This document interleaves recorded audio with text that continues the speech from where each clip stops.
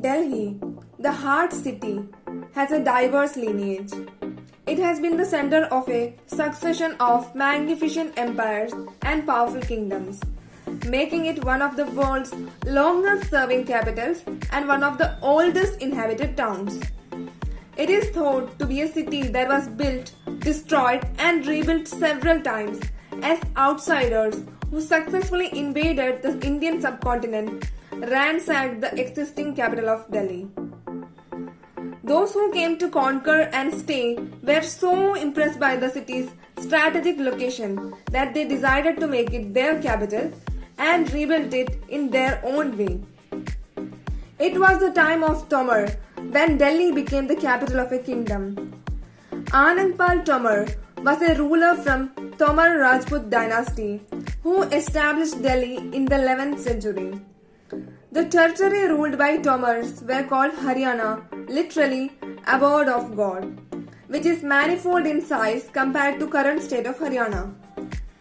Delhi with the name Dillikapuri was the capital of Tomar. The name Delhi is derived from the word Dillika.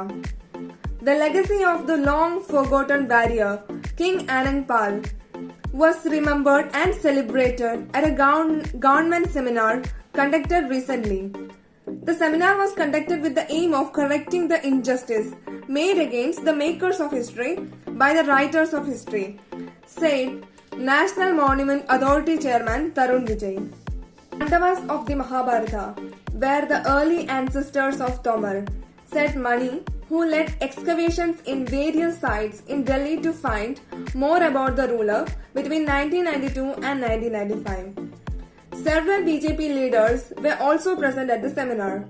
Union Cultural Minister Prahlad Patel said that appropriate steps would be taken to highlight Anandpal's legacy by forming a committee to take the mandate forward. The first two initiatives underlined were building his statue at the Delhi airport and a museum that houses everything that tells about his legacy. Now let's look into the next famous ruler of Delhi, Prithviraj Chauhan. He captured the current city of Raleigh and the Indraprastha, which means the city of god Indra, from Anandpal Tomar.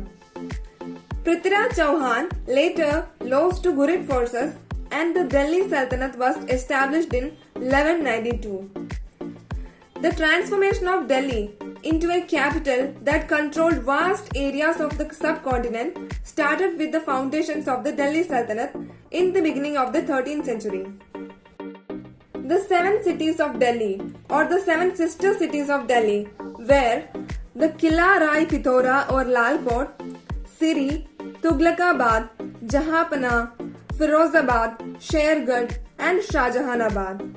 The Kila Rai Pithora or Lal Kot was built between 1052 and 1060 CE. It was during the reign of Anandpal Tomar. It's known as Delhi's first city. Numerous palaces and temples were erected around the iron pillar and ultimately the fort Lal Kot was built around them. The Lal Kot's building was completed in 1060. The city was founded by Prithviraj Chauhan, also known as Rai Pithora. Prithviraj's ancestors seized Delhi from the Tomar Rajputs. Near Qutub Minar are the ruins of medieval fort of Kila Rai Pithora. Prithviraj represents India's resistance against Muslim invaders and is credited with constructing a complex of 27 temples near the Qutub Minar and Quwwat-ul-Islam Mosque. The city's ruins may be found in Vasant Kunj, Kishangarh, Mehrauli and Saket in South Delhi. Siri, the second city of Delhi. Alauddin Khilji is the most well-known of the Khilji dynasty's kings. He is credited with founding the Siri city. It was during the 14th century. Between 1297 to 1307, he built Siri to protect India and Delhi from Mongol incursions. In response, he constructed Siri Fort, which resembled large Turkish fortresses. Tughlakabad. In the second decade of 14th century, Ghiyasuddin Tughlaq constructed the stately and imposing Tughlaqabad. He built a fort here, the ruins of which can still be seen today. He was the first of the Tughlaq dynasty's numerous kings. It is named after the nearby Tughlaqabad residential commercial area and the Tughlaqabad institutional area. Ghiyasuddin Tughlaq also constructed the Qutub Badarpur Road, which linked the new city with the Grand Trunk Road. Mehrauli Badarpur route is the new name for the road. Tughlaqabad still has impressive, enormous stone defenses that encircle the city's uneven ground pattern. Jahanpana, the fourth city.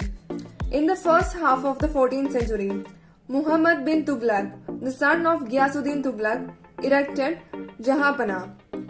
The city has been destroyed, although people may still locate walls and a few structures erected within the fort.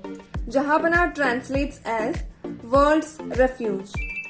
Adilabad, a small fort erected on the hills to the south of Tughlaqabad, was fortified with enormous ramparts that surrounded the city of Jahanpana. The remains of Jahanpana are largely located in South Delhi, in the modern neighborhoods of Kalau Sarai, Bijay Mandal, Begumpur village, Aurobindo Marg, Malviya Nagar, Panchsheel Enclave, Sadhana Enclave, Press Enclave Road, Chirag Delhi, Tughlaqabad and Qutub Minar. The historic city walls may be visible in a few places, including east of Khirki hamlet near Satpura.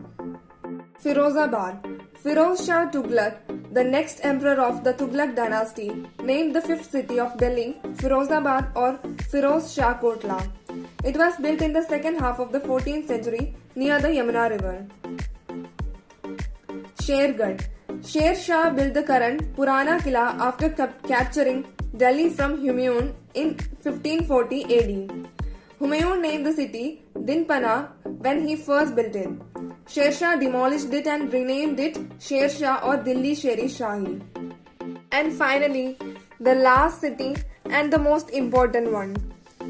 Mughal Emperor Shah Jahan relocated the capital to Delhi and constructed a fort and a new city called Shah Jahanabad. It serves as the metaphorical core of metropolitan Delhi and is noted for its bazaars, street cuisine, shopping spots, and Islamic architecture. The most prominent example being Jama Masjid, which stands towering in the middle of the ancient city. Only a few Havelis remain and are well maintained in this city. In 1642, the new city of Navroz was inaugurated. Shah Jahanabad is today also known as Old Delhi or Purani Delhi, and it is home to spectacular landmarks such as the Red Fort and the Jama Masjid. It is roughly formed like a quarter circle, with the Red Fort serving as the focal point. The old city was encompassed by a wall that encircled around 1,500 acres and had 14 gates. From the Tomars to the Mughals to the Britishers, Delhi has undergone various alterations. Now let's look into the development of Delhi during the course of British era. Shifting of the capital from Calcutta to Delhi was inspired by two major factors. First one, the Indian Councils Act of 1909, and the second one was the ongoing crisis caused by the Bengal partition. The foundation of Delhi was led at the Coronation Darbar of 1911 by King George V as the capital of British India. Prior to that, Calcutta served as the capital. The British wanted a place where the government could spend all the seasons of the year. After examining various sites, Delhi was finalized as it was easily accessible and closer to the summer capital Simla. The association of Delhi with the Mahabharata and the Mughal Empire symbolized both Hindu and Muslim pride. Therefore, on these geographical, political and historical grounds, Delhi was chosen as the new imperial city. Pandit Jawaharlal Nehru referred to Delhi as the graveyard of many empires and also the nursery of a new republic. We can trace India's journey and the bright and the dark moments it has endured over the years with every step we take in this metropolis where every other building is filled with historical significance. It has witnessed the rise and fall of empires, as well as the blending of many cultures and customs, as it has moved from Indraprastha, Hastinapur to Delhi to Delhi and finally to New Delhi through decades. The 7 historical older cities of Delhi bear silent witness to these monarchs' splendor and the passage of time since. The basis of Delhi's physical heritage includes Hindu, Islamic and British culture. Do you think underlining Anandpal Tomar and Prithviraj Chauhan in comparison to Delhi Sultanate and Mughals be an erratic step by the central government to sideline Islamic lineage of Delhi? Will it be against the cultural heritage of India, which always welcomed hospitably and amicably the diverse pluralistic dynasties and societies? Will the center's move be highlighting a particular religion